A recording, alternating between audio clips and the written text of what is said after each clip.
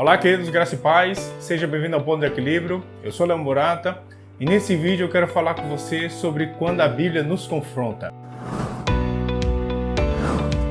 No Evangelho de João, no capítulo 3, a partir do versículo 3, Jesus conversando com Nicodemos, ele diz assim: A isto respondeu Jesus: em verdade te digo que se alguém não nascer de novo, não pode ver o reino de Deus. Perguntou-lhe Nicodemos: como pode um homem nascer sendo velho? Pode porventura voltar ao ventre materno e nascer segunda vez? Respondeu Jesus: em verdade te digo, quem não nascer da água e do Espírito não pode entrar no reino de Deus. O que é nascido da carne é carne, e o que é nascido do Espírito é Espírito. Não te admires eu te dizer, importa-vos nascer de novo.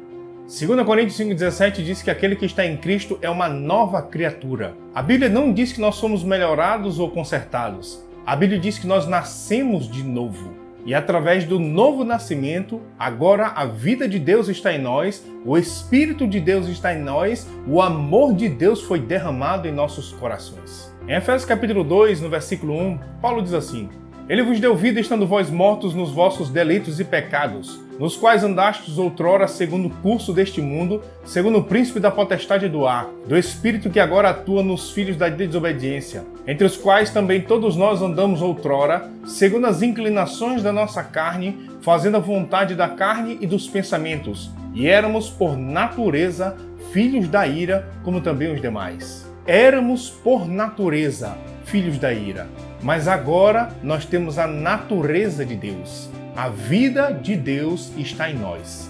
Paulo está falando da época antes de aceitarmos Jesus. E antes de aceitarmos Jesus, ele diz claramente: éramos por natureza filhos da ira. E quando nós tínhamos aquela natureza antiga, quais eram as obras que nós produzíamos? Ele diz lá em Gálatas capítulo 5, a partir do versículo 19. Ora, as obras da carne são conhecidas e são prostituição, impureza, lascívia, idolatria, feitiçarias, inimizades, porfias, ciúmes, iras, discórdias, dissensões, facções, invejas, bebedices, glutonarias e coisas semelhantes a estas. Paulo chama isso de obras da carne. O que são as obras da carne? São resultado da antiga natureza que operava em nós. E quais são os resultados da nova natureza que opera em nós? No versículo 22 ele diz: Mas o fruto do Espírito é amor, alegria, paz, longanimidade, benignidade, bondade, fidelidade, mansidão e domínio próprio. Quando éramos por natureza filhos da ira, quais eram as obras que nós produzíamos? As obras da carne. E agora que nós recebemos a vida de Deus e temos uma nova natureza, quais são os frutos dessa nova natureza?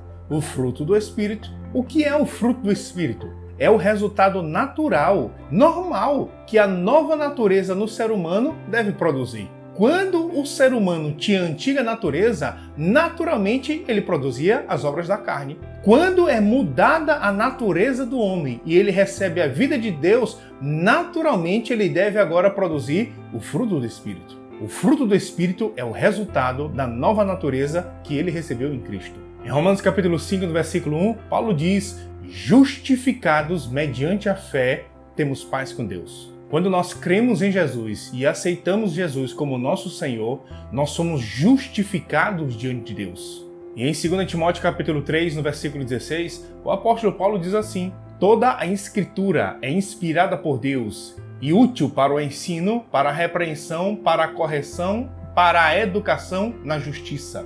Deus nos deu a sua palavra para nos ensinar, repreender, corrigir e educar nessa nova vida de justificados que temos diante de Deus. Em Romanos capítulo 6, no versículo 4, Paulo diz que nós nascemos de novo para andarmos em novidade de vida. Não é a vida antiga melhorada. É uma nova vida com novos frutos oriundos dessa nova natureza que recebemos em Cristo. Mas nós só vamos conseguir viver essa nova vida da forma como Deus planejou, seguindo a sua palavra. Porque a sua palavra nos foi deixada para nos ensinar, repreender, corrigir e educar nesse novo estilo de vida. Em Gálatas capítulo 5, no versículo 24, o apóstolo Paulo diz assim: E os que são de Cristo crucificaram a carne com as suas paixões e concupiscências. Deus mudou a nossa natureza através do novo nascimento. Mas as mudanças de comportamento que Deus espera de nós, somos nós que operamos. nós crucificamos a carne e nós andamos no fruto do Espírito. Isso não é um trabalho de Deus, isso é um trabalho que Ele deixou para nós fazermos. Todo comportamento, ideia, filosofia ou modo de pensar que não se adequa a essa nova vida será confrontado pela palavra. Porque uma das funções da palavra é nos repreender e nos corrigir para nós nos adequarmos a essa nova vida. Mas qual o problema? O problema está lá em João capítulo 3, a partir do versículo 16, onde João diz assim: Porque Deus amou o mundo de tal maneira que deu o seu Filho unigênito para que todo aquele que nele crê não pereça, mas tenha vida eterna. Porquanto Deus enviou o seu Filho ao mundo não para que o julgasse o mundo, mas para que o mundo fosse salvo por ele. Quem nele crê não é julgado. O que não crê já está julgado, porquanto não crê no nome do unigênito Filho de Deus. O julgamento é este, que a luz veio ao mundo, e os homens amaram mais as trevas do que a luz, porque as suas obras eram más. E o julgamento é este, que a luz veio ao mundo, mas os homens amaram mais as trevas do que a luz, porque as suas obras eram más. O problema é que aquilo que a Bíblia manda nós crucificarmos é exatamente aquilo que os homens amam fazer. Em Efésios capítulo 4, no versículo 22, Paulo diz assim: Quanto à antiga maneira de viver, vocês foram ensinados a despir-se do velho homem, que se corrompe por desejos enganosos, a serem renovados no modo de pensar e a revestir-se do novo homem, criado para ser semelhante a Deus em justiça e em santidade provenientes da verdade. A instrução que Paulo nos dá é para nós nos despir do velho homem. Que velho homem? Aquele que tinha a antiga natureza. E nos revestir, através da nova forma de pensar, do novo homem. Que novo homem? Esse que recebeu uma nova natureza em Cristo. O velho homem, com seus velhos hábitos, vai fazer de tudo para permanecer vivo e produzir as suas antigas obras. E a ordem de Deus é: fazei, pois, morrer a vossa natureza terrena, crucificando a carne com as suas paixões e concupiscências. Em João capítulo 15, no versículo 1,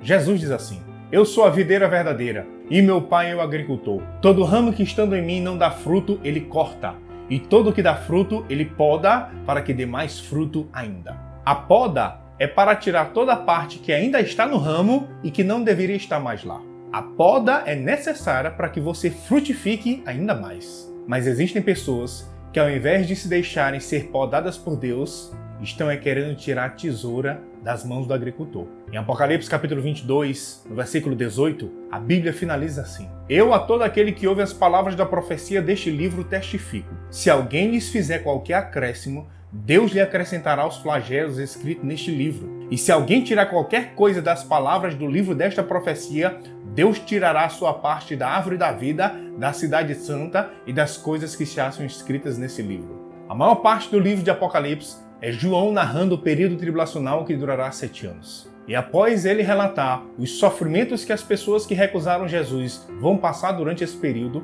ele faz esse alerta contra pessoas que queiram acrescentar ou retirar qualquer coisa escrita no livro desta profecia. Porque quando este livro me confronta, se ele não me mudar, as chances de eu tentar mudá-lo são muito grandes. Mas mudar como? Eu sei que está escrito na Bíblia que aqueles que tais coisas praticam não herdarão o reino de Deus, mas a Bíblia não quis dizer exatamente isso, né, irmão? Tu sabe, né? A Bíblia é muito antiga. Ela foi escrita muitos anos atrás. Ela precisa ser atualizada. Todos os textos que as pessoas querem alterar, mudar ou atualizar são textos que confrontam o comportamento que os homens amam, mas que Deus não aprova. No Getsemane, Jesus fez a seguinte oração por 3 vezes: Meu Pai, se possível, passa de mim este cálice. Contudo que não seja o que eu quero, mas sim o que tu queres. Qual era a vontade de Jesus naquele momento? Não beber o cálice. E qual era a vontade do Pai? Tem que beber. A vontade de Jesus estava sendo confrontada pela vontade do Pai. Em Mateus capítulo 16, no versículo 21, narra assim: Desde esse tempo começou Jesus Cristo a mostrar a seus discípulos que lhe era necessário seguir para Jerusalém e sofrer muitas coisas dos anciãos, dos principais sacerdotes e dos escribas, ser morto e ressuscitado no 3º dia. E Pedro, chamando-o à parte, começou a reprová-lo, dizendo: Tem compaixão de ti, Senhor. Isso de modo algum te acontecerá. Mas Jesus, voltando-se, disse a Pedro: Arreda, Satanás. Através de Pedro, Satanás disse exatamente aquilo que Jesus queria ouvir. Mas ao invés de Jesus acatar aquela ideia, na hora ele disse: arreda Satanás. 2 Timóteo é a última carta que Paulo escreveu antes de ser morto. E no capítulo 4, ele faz os últimos alertas para o seu discípulo Timóteo. E no versículo 3 ele diz assim: pois virá o tempo em que não suportarão a sã doutrina. Pelo contrário, sentindo coceiras nos ouvidos, segundo seus próprios desejos, juntarão mestres para si mesmos. Eles se recusarão a dar ouvidos à verdade, voltando-se para os mitos. Pois chegará o tempo onde pessoas juntarão para si mesmos mestres que dirão aquilo que elas querem ouvir.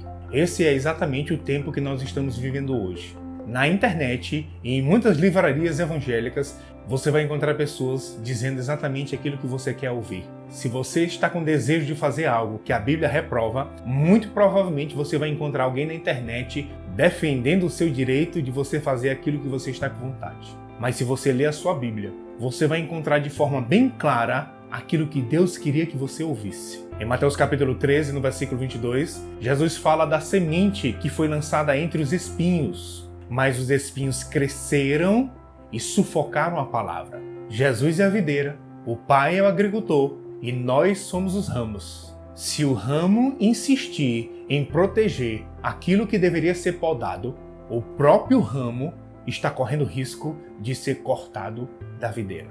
A Bíblia é a infalível, inerrante e imutável palavra de Deus. Quando ela te confrontar, se renda ao que ela está dizendo, deixe o agricultor fazer as podas e você vai dar muito fruto. Seja abençoado com a prática desta palavra e até o próximo vídeo.